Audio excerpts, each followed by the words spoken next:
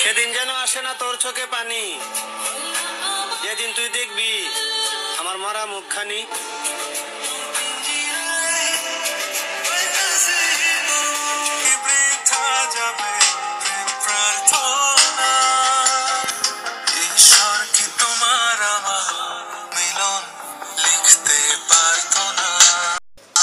ভালোবেসে বিয়ে করেছে, 2 মাস হয়েছে প্রবাসে গিয়েছে, এরই মধ্যে স্ত্রী গলায় ফাঁস দিয়েছে।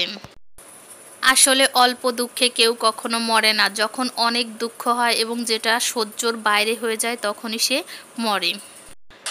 ভালোবেসে বিয়ে করলে শ্বশুরবাড়ির লোকজনরা যে কতটা টর্চার করে, কতটা মানসিক যন্ত্রণা দেয়, যারা করে শুধু তারাই জানে।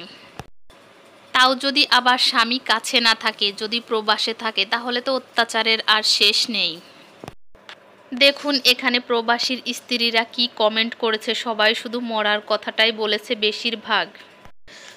সুখে থাকার থেকে দুঃখে থাকার কথাটাই বেশি বলেছে এখানে। আমিও একজন প্রবাসীর স্ত্রী। আমার স্বামী যখন বিদেশে গিয়েছিল তখন আমার কতটা কষ্ট লাগছিল, কতটা খারাপ লাগছিল সেটা শুধু আমিই জানি।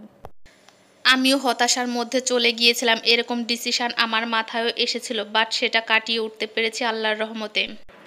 আমি প্রবাসীর স্ত্রীদেরকে একটা কথাই বলতে চাই, আপনারা সবসময় ব্যস্ত থাকুন, নিজেকে ব্যস্ত রাখুন কাজের মাধ্যমে এবং ইবাদতের মাধ্যমে, তাহলে প্রিয় মানুষটিকে ভুলে থাকতে পারবেন। আমি এই ইউটিউবিংটা এজন্যই করি, প্রিয় মানুষকে ভুলে থাকার জন্য এবং নিজেকে ব্যস্ত রাখার জন্য।